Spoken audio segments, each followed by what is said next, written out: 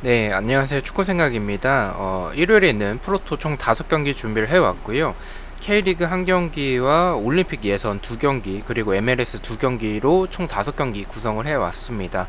우측에 있는 메모장 같은 경우에는 과거 동일 배당 기준으로 국내 배당과 해외 배당에서의 승무표 확률이고요.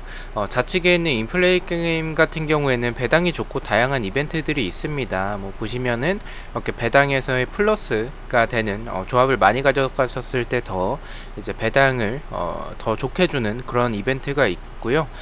그리고 가입하실 때 추천인 띵크 입력해 주시면 만원 상당의 포인트가 지급이 됩니다. 그래서 추천인 같은 경우에는 고정 댓글로 남겨 놓도록 하겠습니다.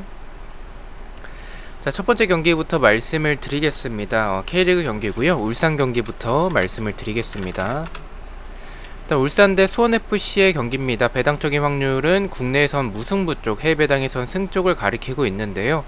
저는 이 경기는 좀 무승부 쪽으로 이변으로 말씀을 드리도록 하겠습니다. 이 경기를 이변을 바라보는 부분은 울산이 배당이 낮게 책정됐긴 합니다. 하지만 이 울산의 올림픽 차출, 그리고 김태환 선수가 경고 누적으로 출전하지 못하고 뭐 이동경이라든지 아니면 서령우, 뭐 이동준 이렇게 좀 주축 자원들의 이제 올림픽 예선 차출로 인해서 좀 출전을 하지 못하는 부분이 있겠고요. 수원 FC가 2연승을 하고 있고 원정에서도 2연승을 하고 있고 최근에 원정에서의 모습들뿐만이 아니라 리그에서의 모습들이 굉장히 좀 경기력이 굉장히 좋아지고 있습니다. 결정력에 있어서 좀 아쉬웠었던 수원 FC지만 라스가 엄청난 활약을 보여주면서 많은 득점을 최근에 만들어내고 있죠. 그래서 좋은 분위기를 이어나가고 있는 수원 FC를 만났기 때문에 울산이 이 경기는 좀 고전할 수도 있을 것 같다라고 생각을 합니다. 특히나 우측에서의 김태환, 그리고 좌측에서 뭐 홍철이 있긴 하지만 서령우의 공백도 좀 있을 것 같다라고 생각을 하고 있고요. 이동준이 없는 부분도 개인적으로 좀 아쉽다라고 생각을 합니다. 원두지 같은 경우에는 뭐 최근에 폼이 그렇게 좋지는 않아서 그 부분은 좀 제외를 하도록 하고요. 그래서 경기력은 사실 울산이 더 앞선다라고 생각을 하고 있습니다. 하지만 이런 그 주전 자원들의 이탈과 수원FC의 최근에 경기력과 분위기를 생각을 해봤을 때는 이 경기는 좀 이변이 나올 수도 있지 않을까라고 생각을 하고 있고요. 최근에 K리그에서 좀 이변이 많이 나오고 있습니다. 그래서 이 경기도 좀 이변이 나올 것 같다라는 생각을 가지고 있어서 무승부로 바라보도록 하고요. 언어버 같은 경우에는 역배지만 언더 쪽으로 말씀을 드리겠습니다. 일단은 뭐 두 팀의 공격력을 봤을 때 오버에 가깝긴 하겠지만 수원FC가 공격적으로 나오기보다는 그래도 상대가 울산이기 때문에 좀 어느 정도 수비적으로 나올 가능성도 있다라고 생각을 합니다. 울산 역시 이 주축 자원들의 이탈이 있어서 많은 득점을 만들어내긴 좀 어려운 경기라고 생각을 해서 언더 쪽으로 말씀을 드리고요. 핸디캡 같은 경우에 제가 무승부로 이변을 바라보고 있기 때문에 수원의 프랜승이죠. 울산의 핸디캡 패를 말씀을 드리도록 하겠습니다. 자, 두 번째 경기입니다. 브라질 대 코트디부아르의 경기 말씀을 드리도록 하겠습니다. 올림픽 예선 경기고요. 배당적인 확률은 승 쪽을 가리키고 있습니다. 일단 브라질 같은 경우에는 마갈량이스나 히샬리송, 알베스가 와일드카드로 차출이 됐어요. 그리고 파울리뇨 선수도 차출이 됐고요. 뭐 공격은 뭐 따로 설명드리지 않겠습니다. 굉장히 좋고요. 이렇게 뭐 멤버만 보시다시피 굉장히 좋은 선수들을 보유하고 있습니다. 수비 같은 경우에는 측면에 대한 공간들, 그리고 중앙에 대한 공간들이 들이 좀 있고요. 코트디부아르도 멤버가 나쁘지 않습니다. 뭐 싱고 선수나 에릭 바이, 맨유에서의 에릭 바이, 그리고 AC 밀란에서의 캐시에 선수가 있고요. 코트디부아르도 공격적인 모습에서의 크로스 공격이나 개인적인 능력, 이 선수들의 개인 능력이 좋습니다. 하지만 수비적으로 봤을 때 마찬가지로 측면과 중앙에 대한 공간들을 보유하고 있습니다. 이 경기는 의심하고 있지 않습니다. 브라질의 멤버가 너무 좋고 이 두 팀의 스쿼드 차이는 좀 있다라고 생각을 합니다. 브라질이 경기력도 좋은 상황이기 때문에 브라질의 승을 말씀을 드리고요. 언어버 같은 경우에는 이 경기는 오버 쪽으로 말씀을 드리겠습니다. 네, 이 경기를 오버를 바라보는 부분은 득점이 적게 나오는 경기보다는 코트디부아르도 공격진에서의 이런 개인 능력도 좋은 편이고 브라질은 멤버 자체가 좋기 때문에 두 팀의 모습은 좀 득점이 많이 나올 수 있다라고 생각을 합니다. 그래서 오버 쪽으로 말씀을 드리고요. 핸디캡 같은 경우에는 저는 브라질의 좀 대승을 생각을 하고 있습니다. 물론 코트디부아르의 전력도 나쁘지 않고 경기력도 나쁘진 않았습니다. 하지만 브라질의 멤버가 너무 좋고 이번 올림픽에서 우승 후보가 스페인이 아니라 아니라 브라질일 것 같다라고 생각을 합니다. 그래서 이 브라질의 2점차 이상의 승리, 브라질의 핸디캡 승리 마인승을 말씀을 드리도록 하겠습니다. 자, 3번 경기입니다. 루마니아 대 한국의 경기 말씀을 드리겠습니다. 배당적인 확률은 무와 패 쪽, 대한민국 사이드의 확률을 보여주고 있습니다. 루마니아는 이번에 좀 올림픽에 이 주축 자원들이 포함이 되진 않았습니다. 소속팀에서의 차출 거부로 인해서 멤버가 생각보다 좋지는 않습니다. 하지만 경기력에서는 크로스나 세트피스도 좋았고 일단 뭐 제공권이 좀 되는 팀이죠. 그리고 역습도 나쁘진 않았습니다.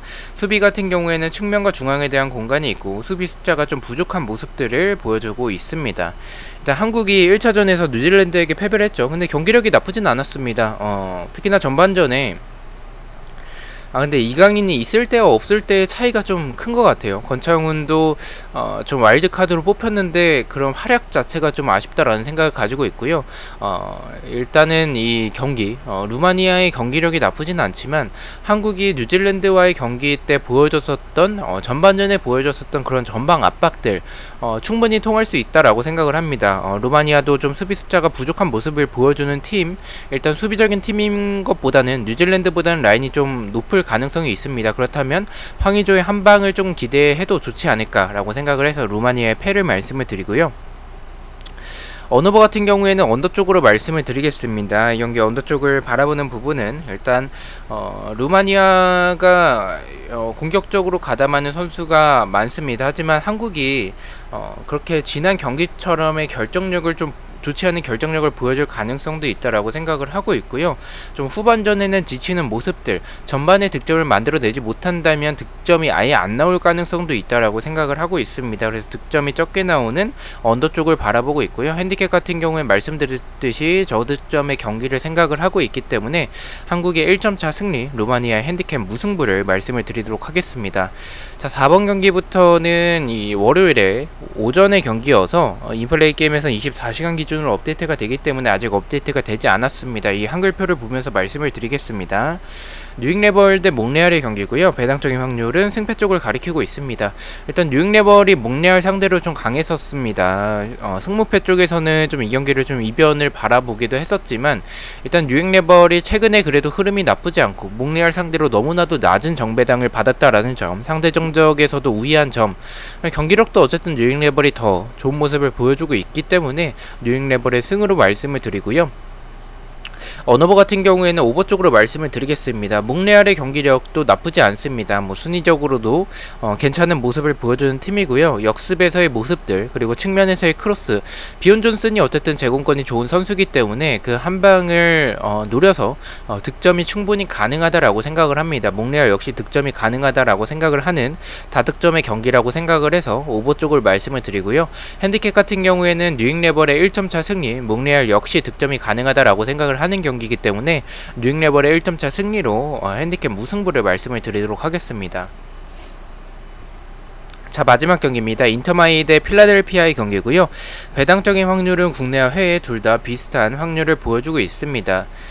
일단 이 경기는 인터마이가 6연패를 하고 있습니다. 경기력적인 부분을 봤었을 때 사실 인터마이 같은 경우에는 굉장히 답이 없는 팀이죠.